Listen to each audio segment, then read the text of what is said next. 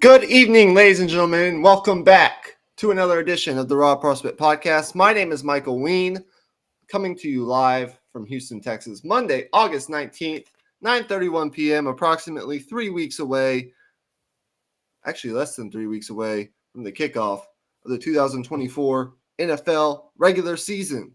Here with me tonight is my co-host, Emmy Nixon. But before we get to him, if you are watching live by chance, make sure you hit the like button. It helps our algorithm, and you subscribe to our channel.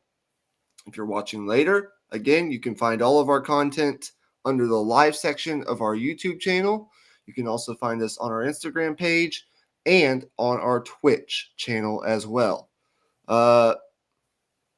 Tonight, we've got two teams. We're getting into the top 8 of our power rankings countdown as we wind down our 2024 NFL preview series here over the next 2 to 3 weeks before the season starts. Mr. Emmy Nixon, what is up? Nothing much, man. I've just been thinking about this episode quite a bit here. Leading up to this, it's just these are the teams that you wait the entire series to talk about. We obviously we do a top 20 and we give every team in our top 20 their due diligence, but this is when it really starts to get good. Yeah. I don't want to waste too much of our time here because I do want to get to both of our teams that we have to get to tonight, the Packers and the Bengals, respectively, number 8 and number 7 in our countdown. But I wanted to just do something really fast, and it's a question that might put you on the spot, but you might already have something in mind. Do you have one burning hot take or overreaction? It can be either one from the first 2 weeks of preseason, from what you have watched. One burning hot take or overreaction, and it can be team specific to your Cowboys, or it can be just in general for another team. Do you have anything in mind? If not, I think we can come back. I'm not going to speak on Trey Lance. Here's the one that popped in my head. This one's a little bit random. I think Okay. Graham Barton falling to the 25th pick or the 26th pick, one of those two, falling all the way down to the Bucks in the first round. I think that was one of the steals of the draft. I think he's going to come in and immediately be a top 5 to 7 center in football, and then you add on the fact that he's got tackle experience and guard experience. You can put him at any spot. Okay. Well, if we have time at the end, we'll get into more overreactions or hot takes. I have a couple in mind, but I don't want to waste any of our time here at the start. So let's go ahead and jump right into our first team tonight, which is the Green Bay Packers. Emmy Nixon, in 2 minutes or less, let's try to recap the Green Bay Packers 2023 season. It was a tale of two halves. The first part of the year, they started 3-5. Jordan Love didn't look great. The receivers weren't meshing. It felt like the offense was a little bit clunky. The running game wasn't as effective as they had hoped it would be. And then the defense was disappointing in that first part of the season as well. And it became clear that Joe Barry may not have been it may not have been the right decision to keep Joe Barry around. But ultimately, they did end up riding the ship. Late in the season, they went on a run, finished 10-7 on the year. And in those last 6 or 7 weeks of the season, Jordan Love was, he earned the $225 million contract that he signed, which we'll get to in a bit. But I think he earned every penny of it. I think he proved that if the first part of the season was his floor, which wasn't horrible, then you can live with that. But also, he showed how high his ceiling is, which I think is someone who can be maybe not elite, but in that second tier, just below Mahomes, Allen, Burrow, etc. Agreed. Not a whole lot to add to what you said, but I mean, really, tale of two halves is the perfect way to put it. This was a roster that was the youngest roster in the league a year ago. And you saw kind of how young it was through the first half of the season. They were 2-5 going into November. They go on a run and they finish the season 7-3 to finish 9-8. And over that time period, November and December, where they really played their best football, you saw some of those young wide receivers blossom. You saw Jordan Love blossom. He was one of the top 10 quarterbacks in the league Yep. during that time. And it carried over into the playoffs. They were hot going into the playoffs. Um, they they come out with a really impressive victory in the wild card round, and then they really put up a fight for a while in the divisional round. So it was very surprising, but they were the team to make a run last year, and now that roster comes back a year older, more experienced, and their last memory of last season was having the eventual Super Bowl runner-up San Francisco 49ers on the ropes before fading down the stretch of that divisional playoff game. Yeah, and then Jordan Love throwing that game-sealing interception as well. That'll Right. leave a poor taste in your mouth. But overall, I think we got to finish off the recap of the 2023 season. I think we got to give a ton of credit to Matt LaFleur because for the first part of the year, I think he was trying to reestablish his philosophy. I think, and that didn't quite click quite yet because they had been running the Aaron Rodgers offense for quite a while now, and obviously there was some Matt LaFleur wrinkles in there, but this year strictly Matt LaFleur's offense, and I think he showed just how good he is as a play caller and as a play designer. And if he continues that, then we might talk about him amongst the Kyle Shanahans of the world. Yeah, they had some coaching changes on the staff via the offseason. One in particular on the defensive side, I'm sure we'll discuss. But let's go ahead and jump right in to what the Green Bay Packers did in the offseason. Now, one of those things being they gave Jordan Love a pretty damn big extension, which we might mention later on. But I'll let you start us off here in terms of your three favorite offseason additions for the Packers. Again, if you're new here via the draft, free agency, or trade, where do you start? What comes to mind first? Well, first, I think you got to mention bringing in the safety from the New York Giants. You got to find his Xavier name. McKinney. Xavier McKinney, exactly.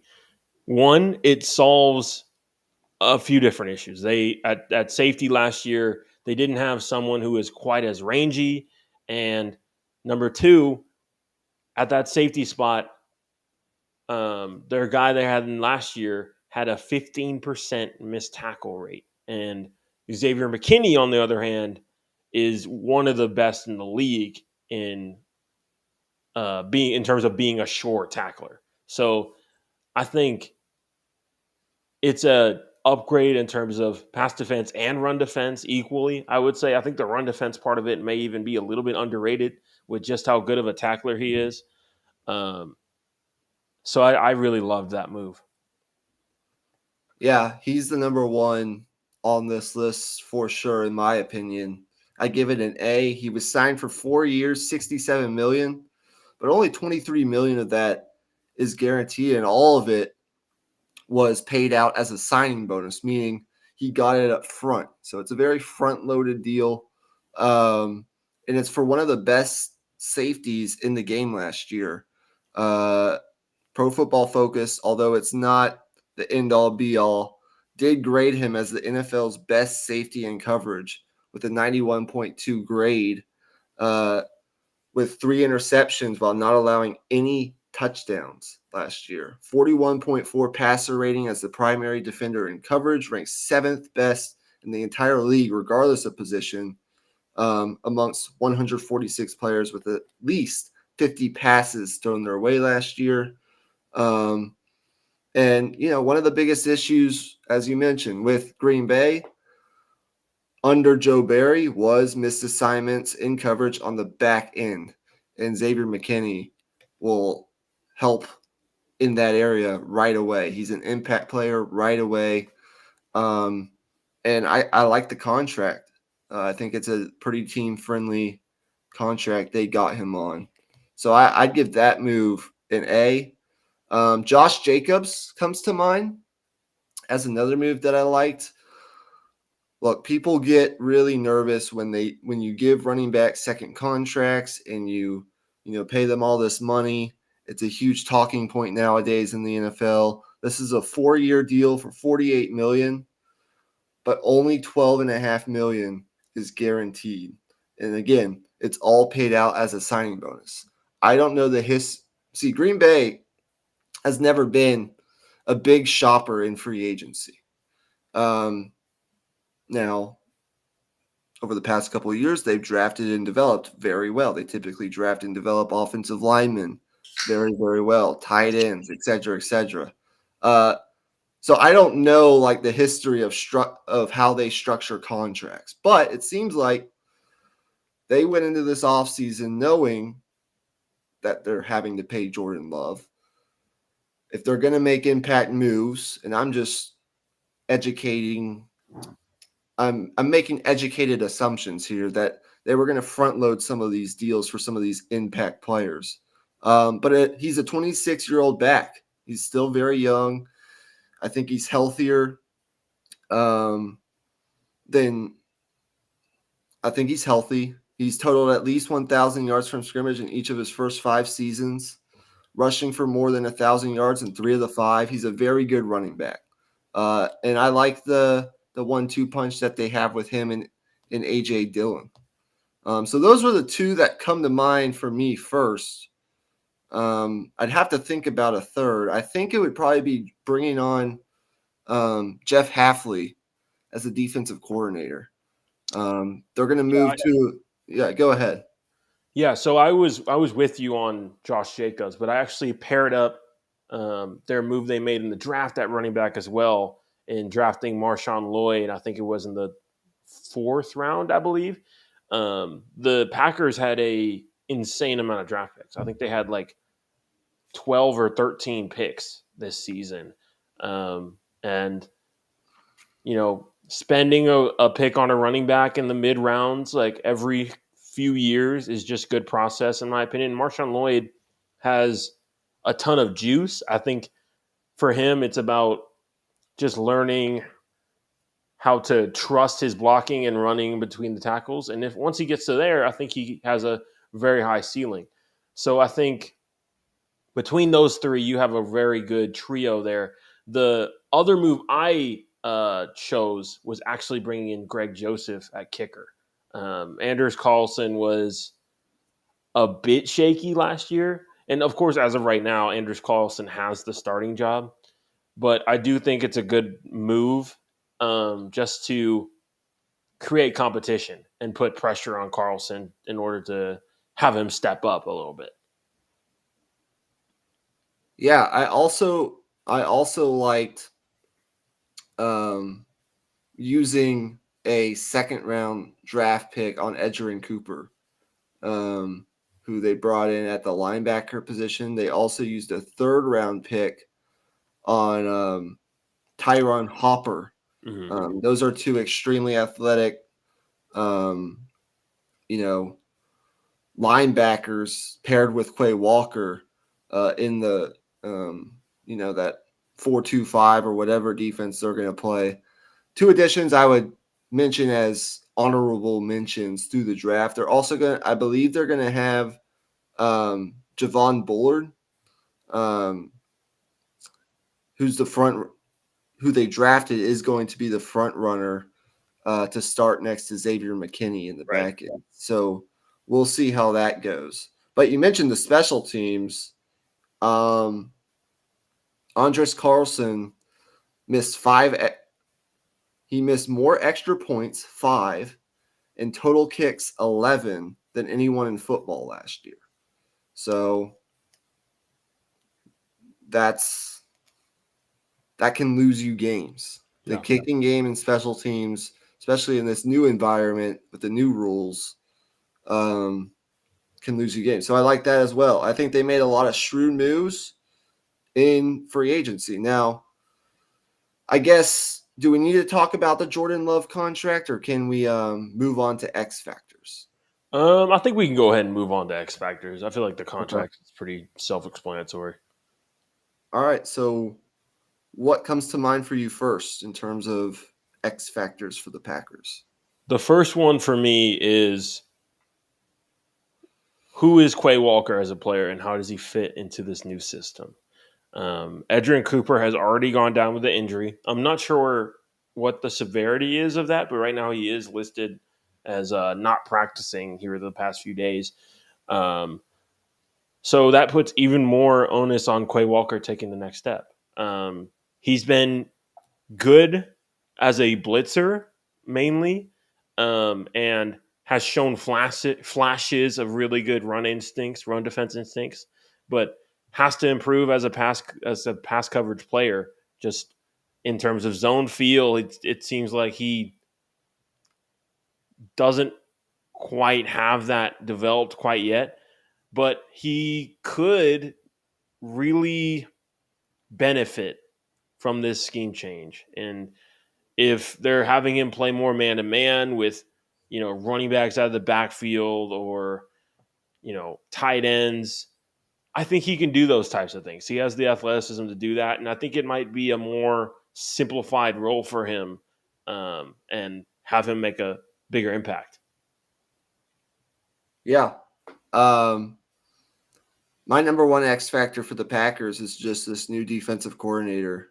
I don't know exactly where they ranked last year defensively. They're kind of been middle of the pack the Right. last couple of years under Joe Barry. But a lot of people believe it's underachieving based on their talent. And I would agree. Yes, I would agree with that too. Tied for 17th. The rush defense at times is what worried me last year, giving up 128 yards per game on the ground. That ranked 28th in football. I'm hoping that this new 4-3 scheme under Jeff Hafley, who came from Boston College, I believe. So it's another one of those college to the NFL moves. He seems to have the personnel, but as has been the question in Green Bay for a couple years now, can he make the personnel fit the scheme? We will have to see. In terms of an offensive X factor, who do you see as that guy for the Packers? So offensive X factor, I definitely, I would definitely say, I think I would go with Jaden Reed actually, at wide receiver. Right now, their wide receiver core, it's a little bit ambiguous what the actual order is because they have so many young players in that pass catching unit. I saw a crazy stat the other day. That pass catching room, so wide receivers and tight ends, does not have a player on the roster that has more than 2 years of experience. Wow.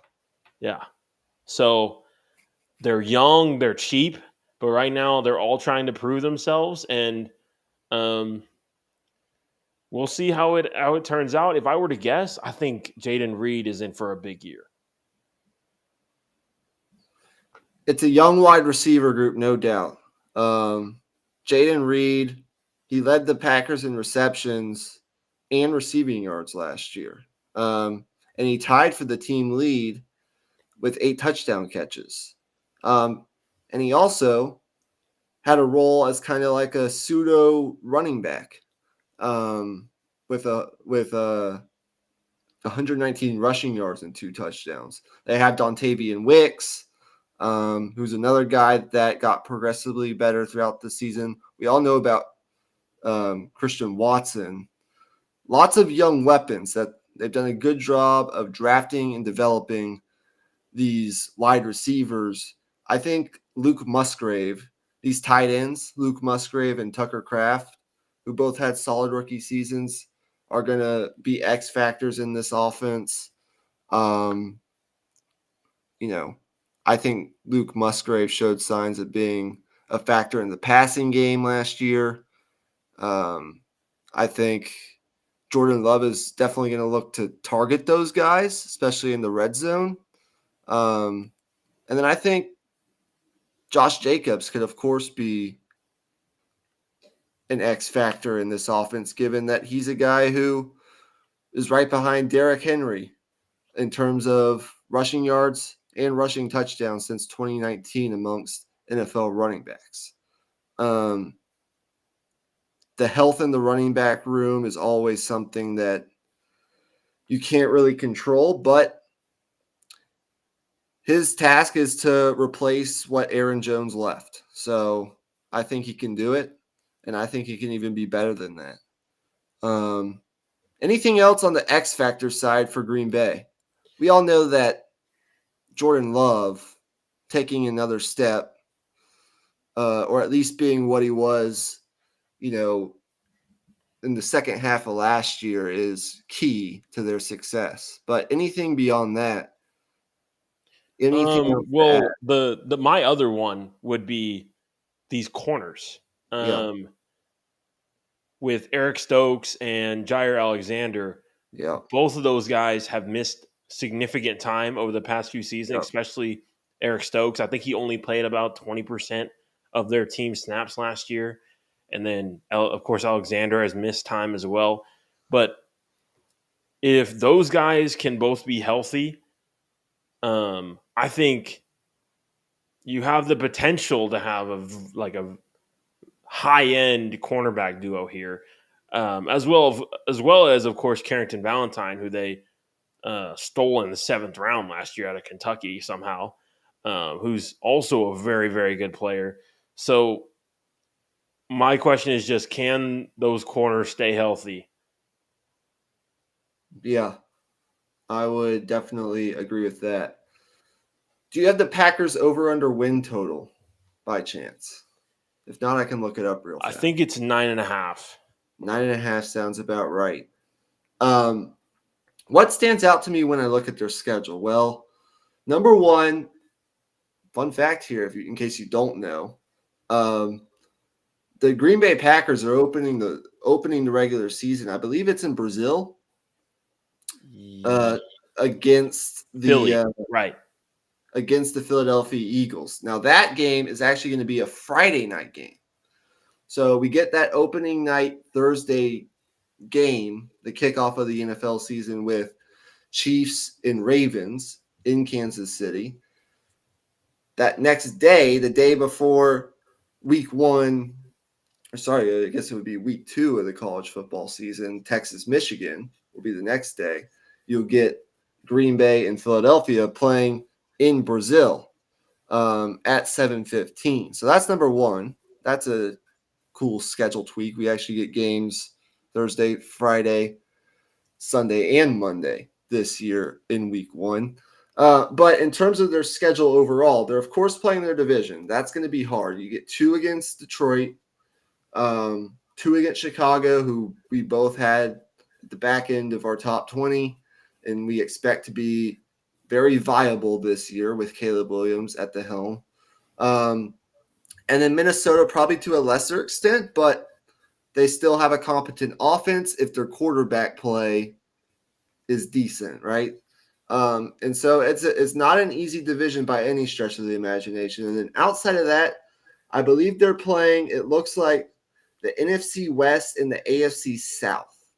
So they're playing Houston, they're playing Tennessee, they're playing Jacksonville, they're playing Indianapolis, and then they're going to play, all of the NFC West teams. They're playing San Francisco, Seattle, Arizona, and the Rams.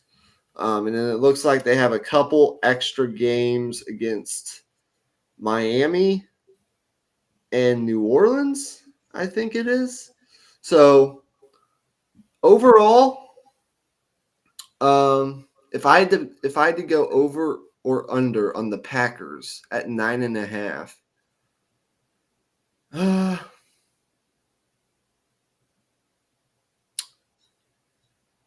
I think I'll go over. I think I'll go over.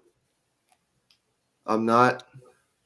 I think I'll go over. Yeah, I think I'll go over. Yeah, I What about you? have to go over. So just like from an outlook standpoint, I look at this defensive line, and if you look at their depth chart on the defensive line, if Lucas Van Ness takes the next step in year two, you're looking at a defensive lineup, a defensive line of Lucas Van Ness, uh, Kenny Clark, Devontae Wyatt, and Rashawn Gary. Yeah. Now, obviously there's depth pieces and all of that, but you'd be hard pressed to find a better 4-man unit than that if Lucas Van Ness continues on his trajectory. So that's the group that I'm really excited about. And I think if the pass rush is as good as I think it could be, then I think this defense could have a floor of a top half unit if their pass rush gets to that level. So we're both going over. How confident are you in going over? Are you thinking 10 wins or more so like 11 or 12 wins? I think this team can get to 11. I I would think, agree. yeah, I think if you're leaning on the safe side, like that's understandable. But this team is just so young, and there's just so much potential there. I mean, it's just hard not to project improvement here. I would agree. Okay, let's move on to our next team in our countdown. That's going to be our number 7th ranked team, the Cincinnati Bengals. So the Bengals last year, despite losing Joe Burrow for much of the season, they finished with their winning record.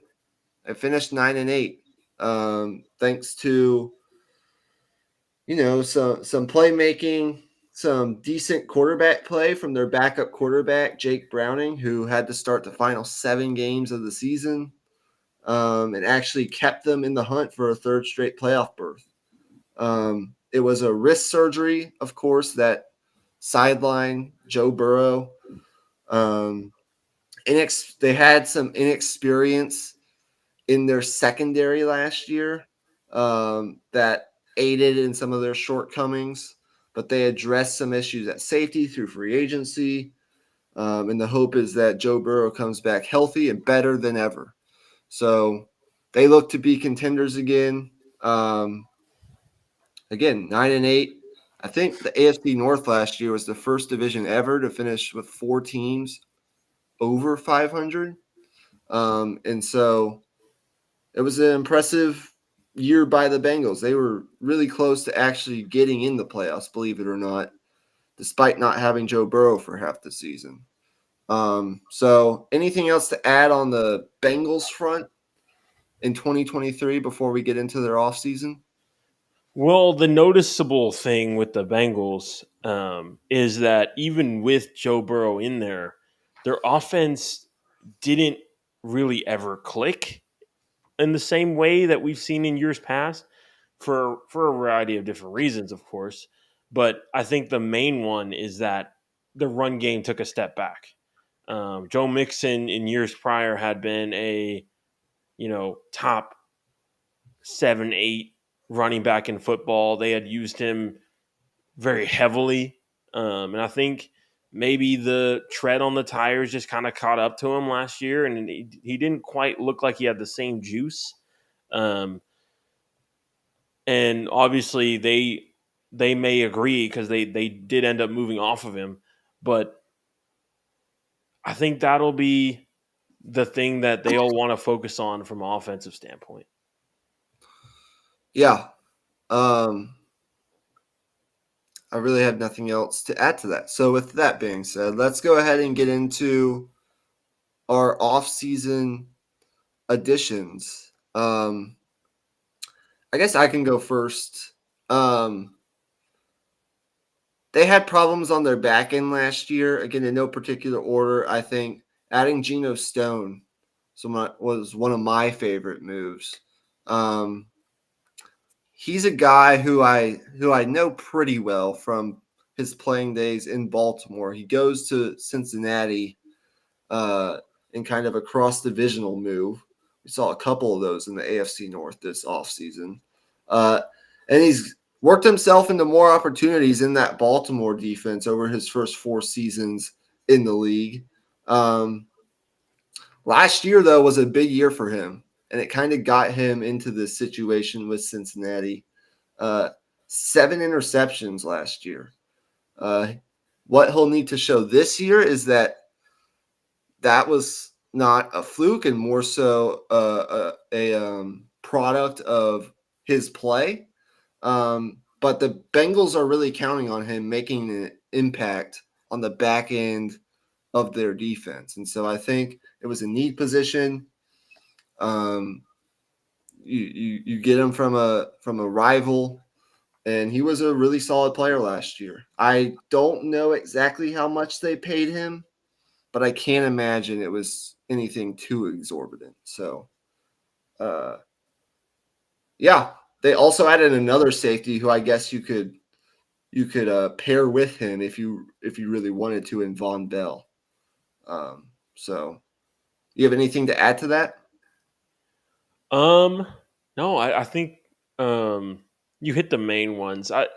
To me, it's all about their draft. Yeah. I really love the draft pick of Amarius Mims. Yep. And then you move down the list, they go with Chris Jenkins at defensive tackle.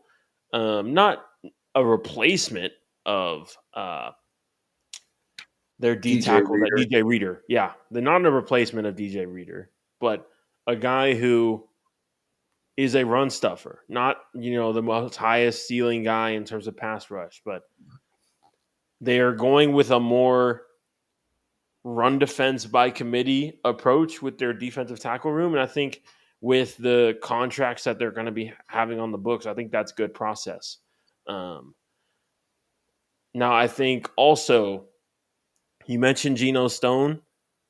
He was a ball hawk last year.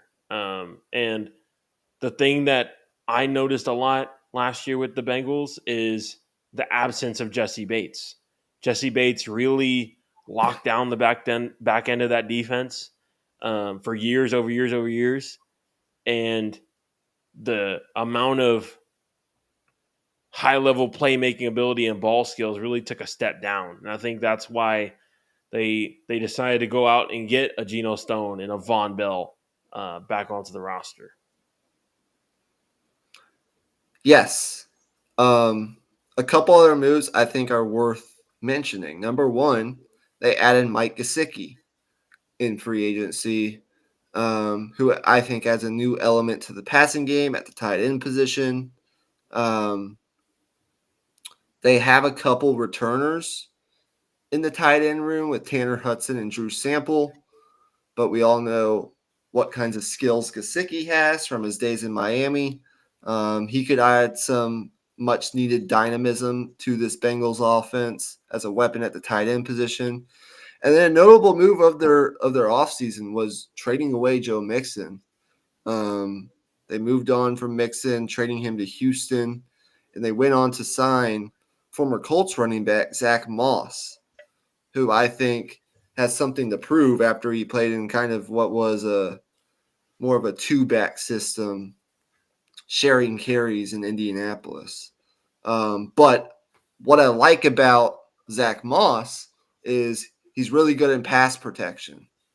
Um, and I think he'll give this Bengals offense an element of kind of that explosiveness and breakaway speed that he has. So I like that they went out and added the safeties mainly because Dax Hill was a guy that they drafted in the first round in 2022 with hopes that he could be their guy next to Jesse Bates.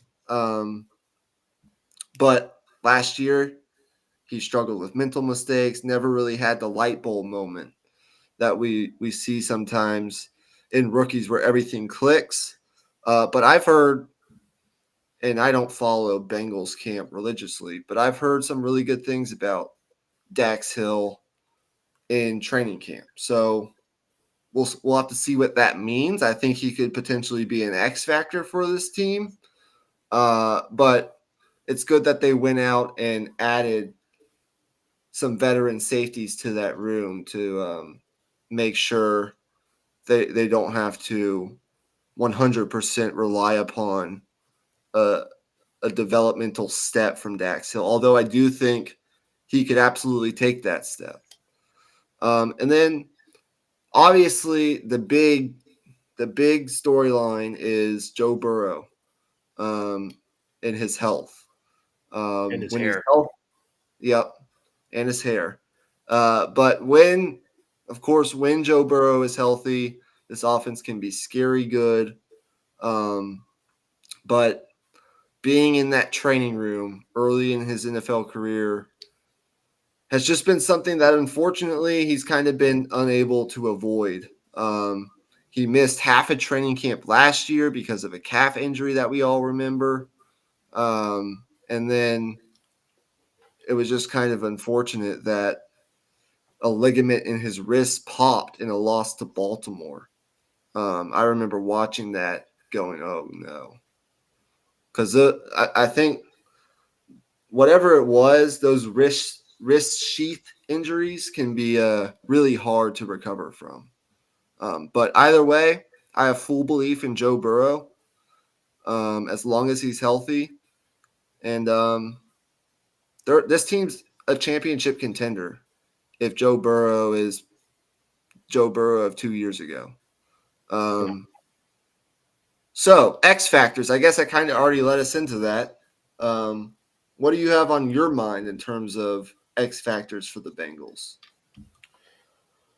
To me, it's both tackle spots. Yep. The tackle play has been a bit up and down over the last few years. It's been obviously highly scrutinized as well. Orlando Brown, I think, is who he is at this point. I think he's a solid tackle, but given the fact that he plays at such a large weight, he sometimes struggles with speed around the edge. He did lose weight in the offseason, so it isn't going to be interesting to see if that helps his mobility uh, in his kick slide. But I think regardless, that's not the spot that you're totally worried about.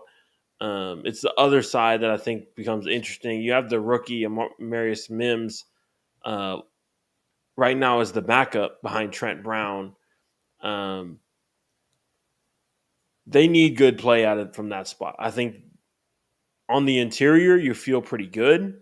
Cordell Volson, Alex Kappa, Ted Karras. I think it's pretty hard to get a interior O line much better than that. So it's all about those tackles. Yeah. You nailed that on the head. And then in addition, um, I would add they have some young corners in their secondary. I think the development of their young cornerbacks, Cam Taylor Britt and DJ Turner, um, who return as the starting outside corners, with Mike Hilton being I think Mike Hilton is still the nickel in that defense. Um, that will be a key to this defense, but also I would mention Miles Murphy, who was their 2023 first round pick, I believe out of Clemson.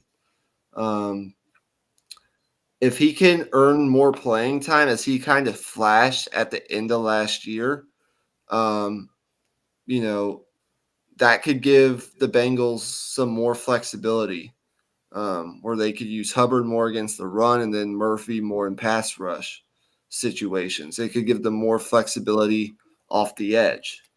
So those are some of the things for the defense. And then someone we didn't mention yet was Jermaine Burton, the receiver that they drafted out of Alabama. I think by adding Gesicki, the tight end who has experience playing in the slot, and then drafting Burton, I think it was in the second or third round. Can't remember I think it exactly. was the third round. He ended up dropping because apparently he had some weird Yeah, team interviews. yeah. Um, those two guys could give the Bengals some flexibility on how they line up their receivers to keep defenses guessing even more. But overall, man, I think this Bengals team, and I hate to say it, but if at the end of the day, like if Burrow is the tide that raises all boats, he's gonna if he plays at an MVP caliber level, this team is going to be back in the hunt for AFC championship games like they were a couple years ago before Burrow suffered the injuries. So that's really all that needs to be said for me. There's a situation right now going on with Jamar Chase. Yeah, I I'm not following Bengals camp enough to know the exact details of that, but I know he wants a new contract, so that will be interesting. I believe they have T. Higgins playing on the what is it, the franchise tag. yep, Um, so they do have some, I guess, future questions at the wide receiver position. But other than that, I have full confidence in the Bengals if Burrow's in the lineup. yeah. What's their over? Yeah, it's as simple as that. If Burrow's playing, then they can beat anybody. Yeah, what's their over under? Do you know? Let me look it up. I would venture to say it's 10.5, but I don't know exactly because this division in the schedule is not easy. Yeah, the division schedule is just brutal for the AFC North. Okay, let's see here. 10.5. Yes. Okay. Wow, they get. I mean, hell, week 2 we get Cincinnati at Kansas City. Uh, that'll be fun. Oh yeah. You are playing. So for the Bengals, you are playing the AFC West and the NFC East. And then you have games against. Let's see. Oh, who do they play? Well, they did finish last in the division last year, so that helps them out a little bit. I believe they're playing Tennessee and Las Vegas in some of their other games. They're also playing. Sorry, not Las Vegas. They're playing the Chargers. Um, their schedule. Look, I mean, if I'm being honest here, 10.5, AFC North.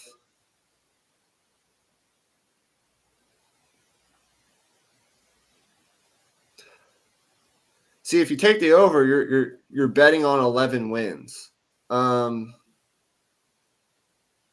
yeah, I'll do it. I'll take the over. I'll say they win 11 games. If you can tell me that Burrow's healthy, this team will win 11 games. Yeah, it's hard to go under, man. I think there's questions about wide receiver depth. There's questions here or there throughout the team. Um, maybe more so in the secondary with losing Chidobe Awuzie and some key cogs there. But I think no matter how you slice it, uh,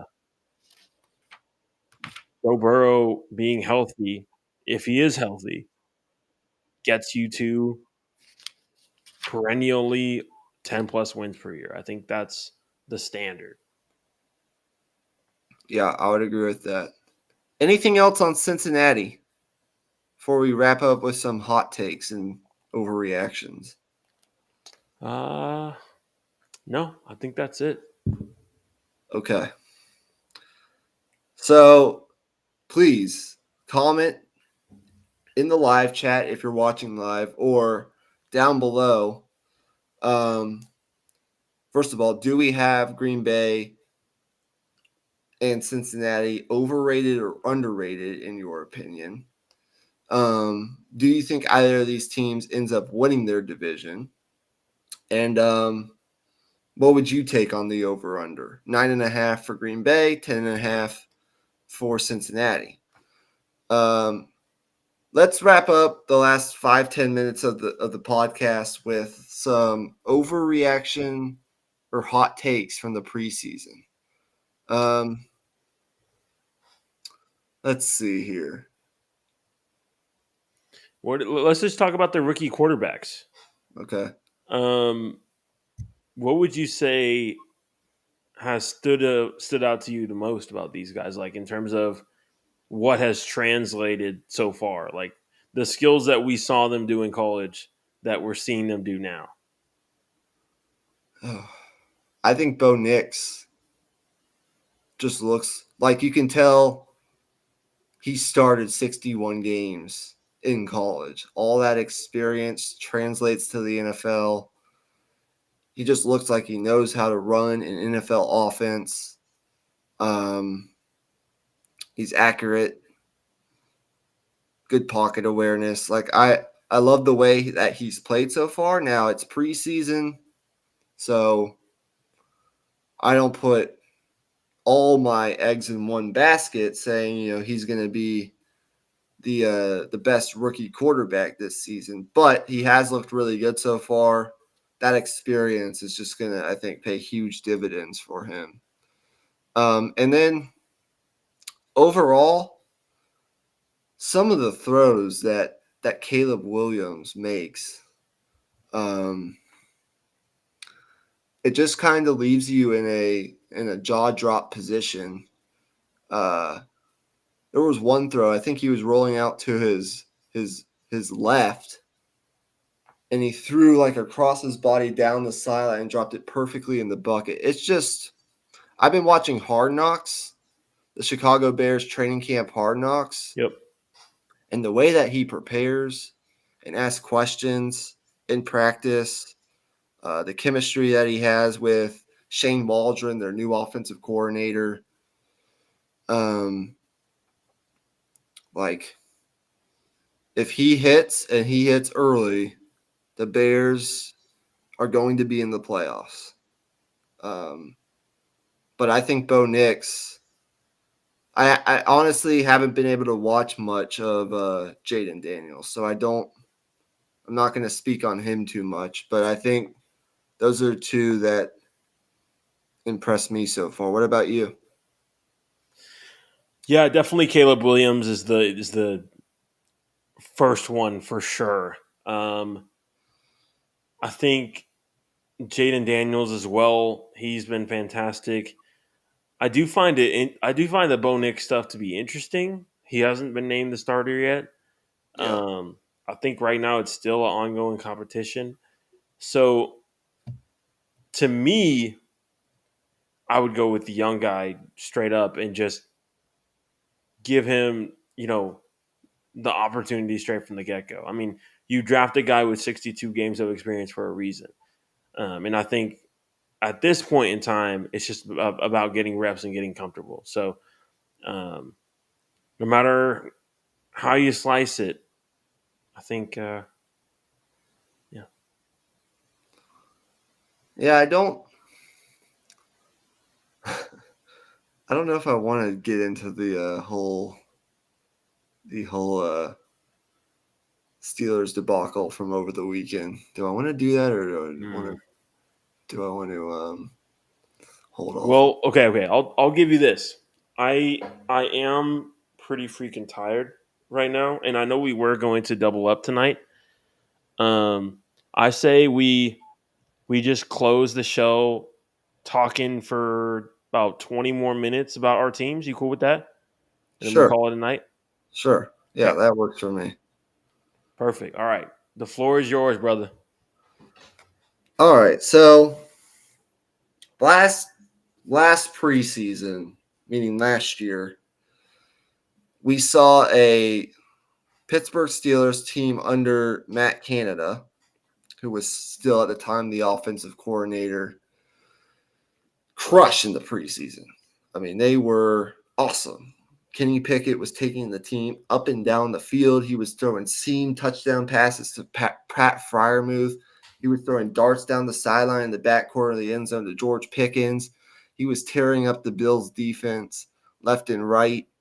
I believe he played 5 drives in the preseason, and the Steelers scored touchdowns on all 5 drives. And of course, none of that really actually translated into the regular season, at least consistently.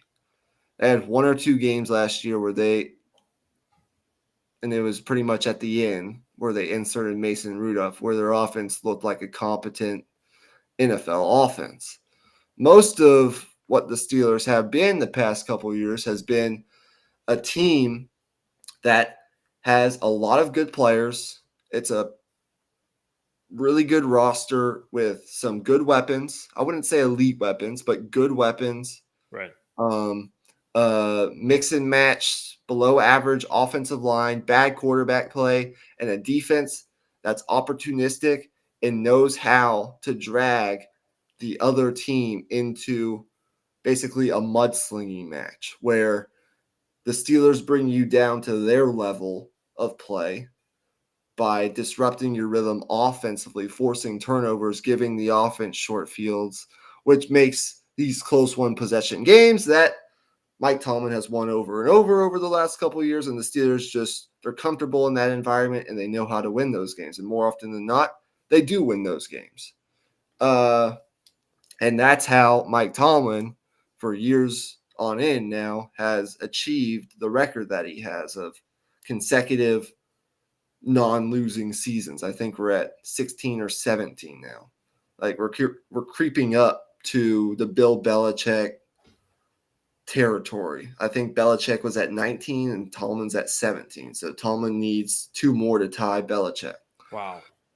But the big thing with Pittsburgh has been, okay, well, you get all this in the regular season. You scratch out a 9-8 last year. You scratched out a 10-7, and then you just get mopped in the postseason because your offense just isn't able to do much. So that was last year. That's what the Steelers have been. I think that's a pretty good summation of the team.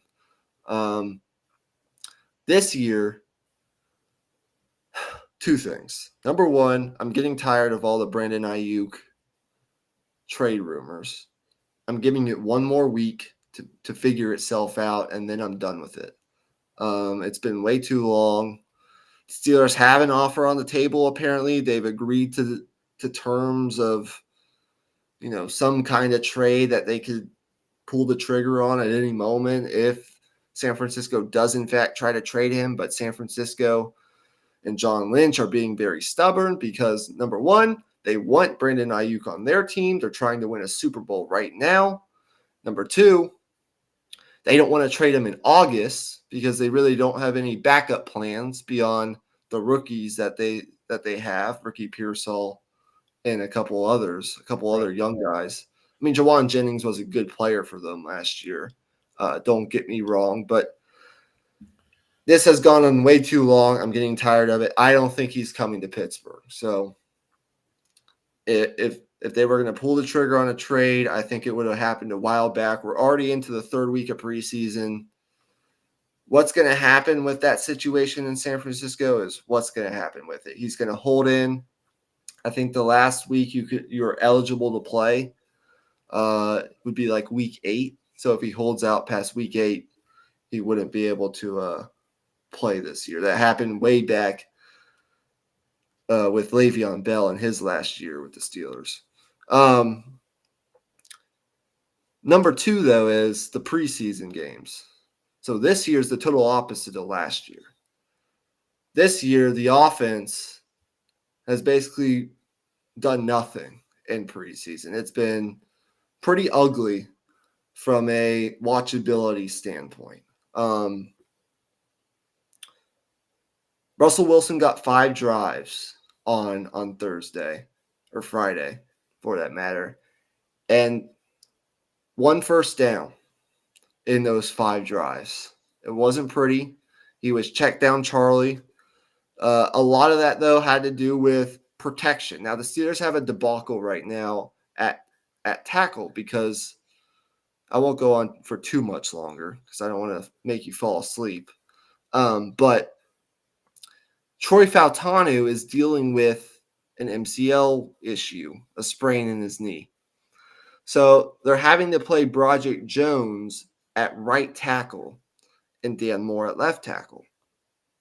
And Broderick Jones, man, he had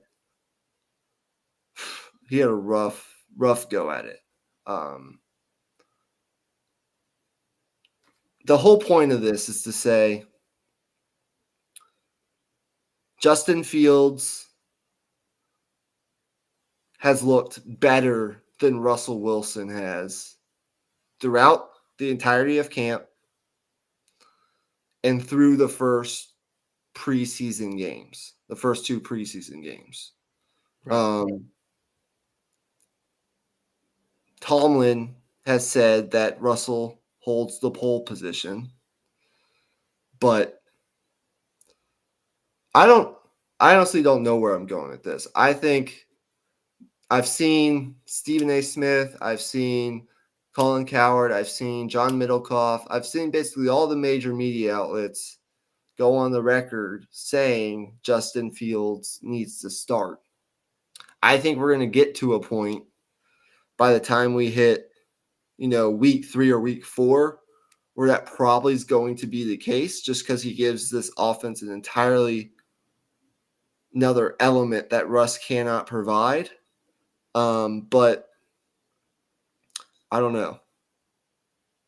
I'm just in a state of wondering right now. Yeah, I hear you there. I mean, I honestly, I wasn't able to watch any of that game just yet. I wouldn't. It was but pretty for me and my Cowboys in particular, I think it's just about seeing the habits put on the field right now. It's not about wins or anything like that. I think all that's kind of stupid. Obviously, Trey Lance has been the biggest storyline out of Cowboys camp, as he tends to be as a top 3 pick a few years ago. I'm not out on Trey Lance, but I'm pretty close to being out on Trey Lance. It's getting harder and harder to kind of believe in it because he is 24 years old. He's still young, but it does still feel like there's a lot of just throwing mechanics things that he would have to work on in order to eventually be a starter. Yeah. Okay. Let's go ahead and wrap this up because I'm pretty tired. I had a long day. I had to drive back from Austin to Houston early this morning. To be honest, I just haven't really been feeling that great today. But I think I'm fine. Probably just some cold. Yeah, just get some rest. Yeah. Anything else? Any parting shots for tonight? We've got a good week ahead of podcasts, so make sure you keep an eye out for that.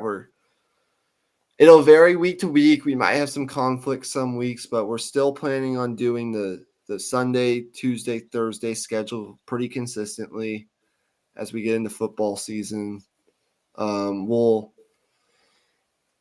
This week is week 0 of college football. The main game is Florida State and Georgia Tech in Dublin, Ireland.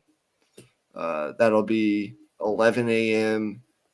on Saturday. So if you're not doing anything on Saturday, you can get your first look at Florida State, who we will talk about in our next Deep in the Heart of Longhorn Sports episode. But yeah, keep an eye out for a baseball episode coming soon. The rest of our NFL countdown, and look, next week's game week for the Longhorns. So we'll be getting into all of that stuff as well. Right. Anything All right. else? No. Appreciate y'all watching. Nothing else to say for me. So Okay. Emmy and I are pretty tired. We're going to go get some rest, and we'll be back, I think, tomorrow. If not, we'll figure it out. But until then, he's Emmy Nixon. I'm Michael Ween. Make sure you like and subscribe to the Raw CrossFit Podcast.